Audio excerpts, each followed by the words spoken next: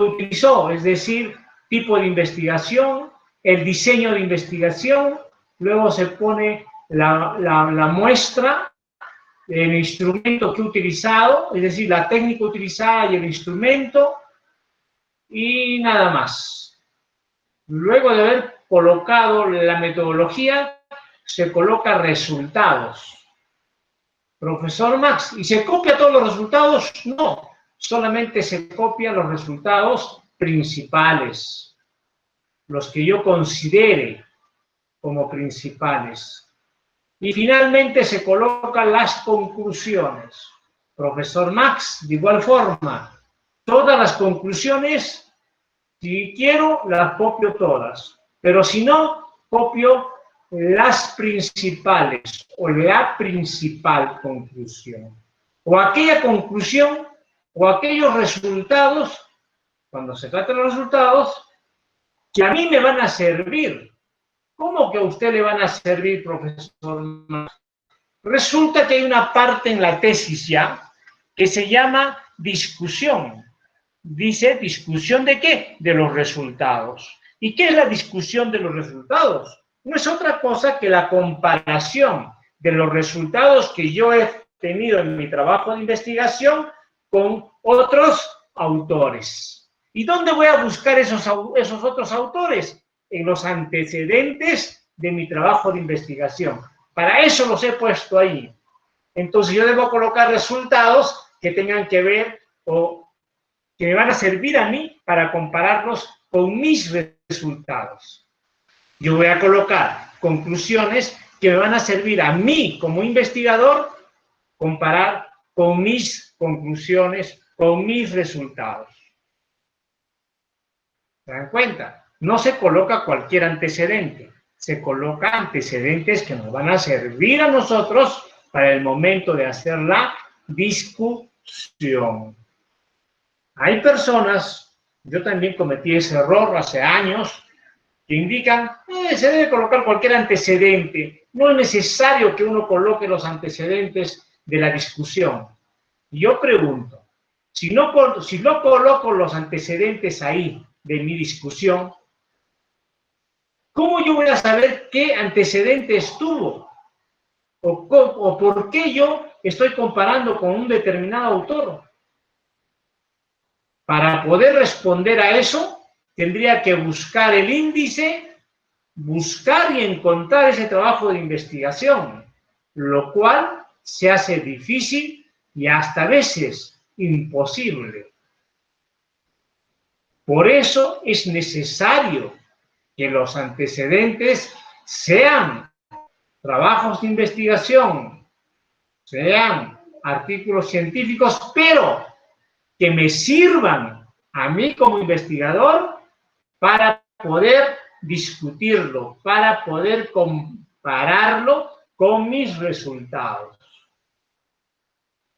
¿Se dan cuenta? Si yo en mi discusión digo, a ver, Freddy y tal, X y Z, encontró estos resultados, comparados con los míos, son similares. Entonces, a ese tal X y Z, ¿dónde lo voy a buscar yo? En la bibliografía, pero ahí me va a dar el título de la obra, de la tesis, nada más. Pero si yo a ese señor lo coloco en mis antecedentes, ya estoy viendo ya, ese pata ha tenido tales resultados, fíjate. Entonces, yo coloco en mis antecedentes todo aquello que a mí me va a servir. Inclusive, si yo no sé sustentar, oye, ¿por qué toma una muestra tan pequeña? Si yo lo coloco un trabajo similar al mío, que tiene esa cantidad de muestras, lo coloco en mis antecedentes. Y si el jurado me pregunta, ¿por qué quiere utilizar tan pequeña esa muestra? Yo le diré, no es que yo quiera, sino que hay antecedentes de trabajos anteriores al mío que sí han utilizado sin ningún problema ese número de muestras. Y yo les digo, remítase a antecedentes de mi trabajo. Ahí está explicado el por qué utilizaron ese tamaño de muestra. Se dan cuenta que ya no me doy la molestia de explicarlo yo, sino se da la molestia de citar a un autor, a otro autor, ¿para qué? Para que lo explique. Ahí lo va a explicar, ahí lo va a encontrar, porque yo saqué eso en un resumen. Yo lo redacté como resumen, o sea, lo bajé de otro trabajo de investigación. ¿Listo? Esa partecita sí es importante. Por eso nosotros, cuando redactemos nuestro trabajo de investigación, también vamos a servir de fuente para otros trabajos de investigación, para otros investigadores. Si lo hacemos mal, dirá, pues no, tal persona no sabe muestrear, no sabe tal cosa, no sé.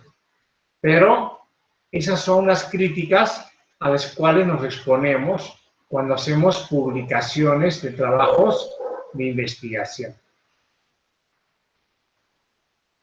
A ver, muchos dicen que debe tener un marco teórico, un marco conceptual. El marco conceptual se refiere a todos los conceptos como de ciertas palabras, cómo nosotros lo vamos a utilizar. Por ejemplo, ahí deben estar nuestras variables, ciertos indicadores para poder desarrollarlo como conceptos. Por ejemplo, ¿qué significa para mí prevalencia? ¿Qué entiendo yo por prevalencia? ¿Qué entiendo yo por toxocariasis? Y así encontrar varias palabras en mi trabajo de investigación, pero para mi criterio que deben tener un significado especial. Si no es muy conocido el término, si no es muy conocido esa palabra, yo lo coloco en mi marco conceptual, lo coloco ahí y no tengo ningún problema porque ahí lo voy a explicar. ¿Qué significa esa palabra? El marco histórico, antiguamente se colocaba un marco histórico, pero hoy en día casi ya no nos piden, salvo algunas excepciones. Esas excepciones se las voy a explicar ahora. Por ejemplo, yo quiero hacer un estudio de caso sobre la rabia humana.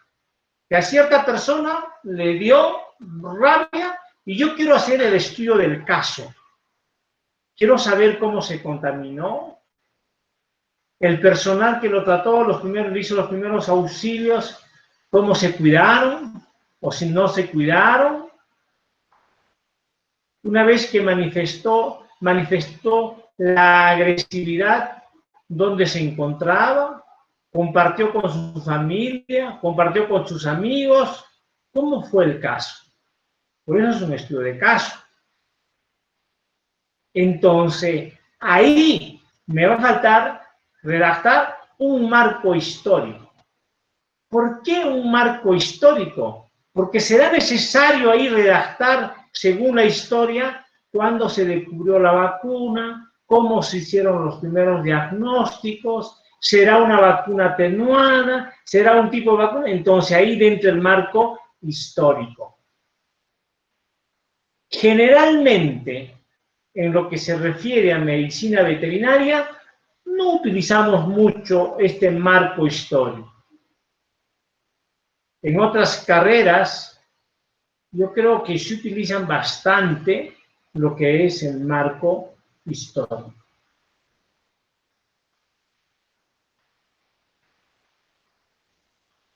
A ver, la siguiente. Igualito el marco legal.